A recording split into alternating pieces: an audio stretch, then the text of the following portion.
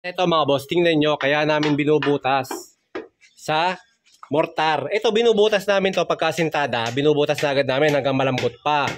First layer, every 3, hollow blocks yan na. Kaso dito tayo magbubutas sa unang layer. Kasi may bakal na tatamaan, may dowel yan, may horizontal. So kaya tayo, mindset ba ang papaganahin natin? Advance. Doon tayo bubutas sa pang-apat, pang-una, pang-apat. Pagkatapos, yung forma, ikakasalan natin dyan. Alam nyo kasi dati, dito kami nagbubutas sa forma. Yan, ganyan ang ginagawa namin, binubutas namin dyan. Ang problema, nasisira yung forma. Pagkatapos, mahirap dukutin yung alambre. Kita nyo yung mga tali-tali na yan, baka mamaya matusok pa kayo dyan. Samantalang ito, pagkalagay ng forma natin, yan, lalagay yung forma. Walang kahirap-hirap. Itatama nyo lang siya, sasakto nyo lang kung nakasentro na ba yung ating forma. Pagkatapos, ayan, ganyan na. Kita nyo, lalagyan na yan ng lalagyan na yan ng sinturon. Lagyan na natin ng support sa gitna para hindi bumuka. Sentro nyo lang. Lagay sa sentro. May pako.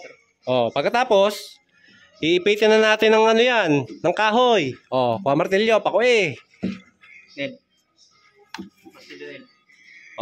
Napaka-basic ng diskarte namin mga bossing. Walang kahirap-hirap.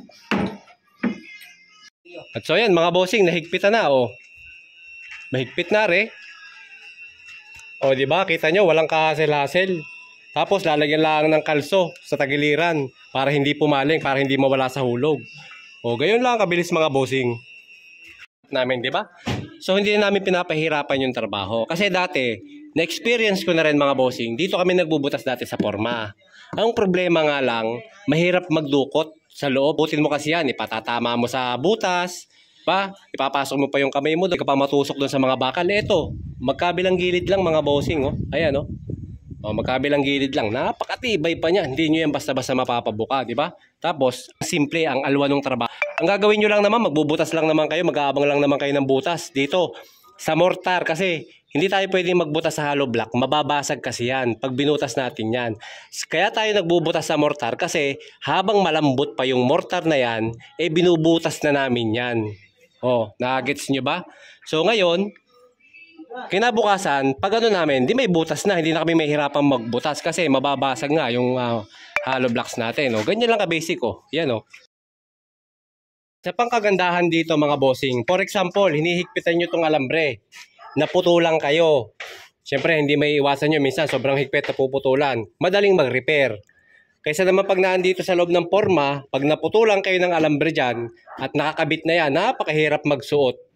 Para kayong nag-ano ng butas sa naglalagay ng sinulid sa karayom. Pag halimbawa dito, nagbutas kayo sa mga forma, naputulan kayo ng alambre, ang hirap isuot dito.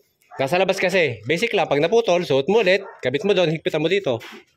Alam nyo mga bossing, kaming mga content creator, halimbawa may ginawa kaming video. Kung gusto nyong gayahin, gayahin nyo. Kung ayaw nyo naman gayahin, wag na kayong magsalita ng kung ano-ano pa. Kasi wala rin naman kayong mapupulot mga boss. Ngayon, kaming mga content creator, hindi namin pinipilit yan. Hindi namin kayo kino-compromise na gayahin nyo yan. We are just making or giving idea. Nagbibigay lang kami ng mga idea na pwede nyong gayahin, pwedeng hindi. Because we are a content creator. Yun ang pakatandaan nyo. Kasi once na ikaw ay magsalita, mag-comment ka ng hindi maganda, wala kang makukuha. Pero kung ikaw ay listener, good listener ka, tandaan mo, pwede kang maka-adapt at kumuha ng mga diskarte sa mga katulad naming content creator. Yun ang problema kasi social media. Huwag na kayo magpagalingan kasi wala namang mangyayari mga boss pag nagpagalingan kayo, construction work. Wala mangyayari sa inyo, di kayo gagaling, promise.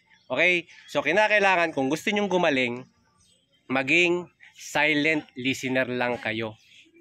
Kumuha kayo ng idea sa mga taong nagbibigay na kung tama yung ginawa nila, kayahin ninyo.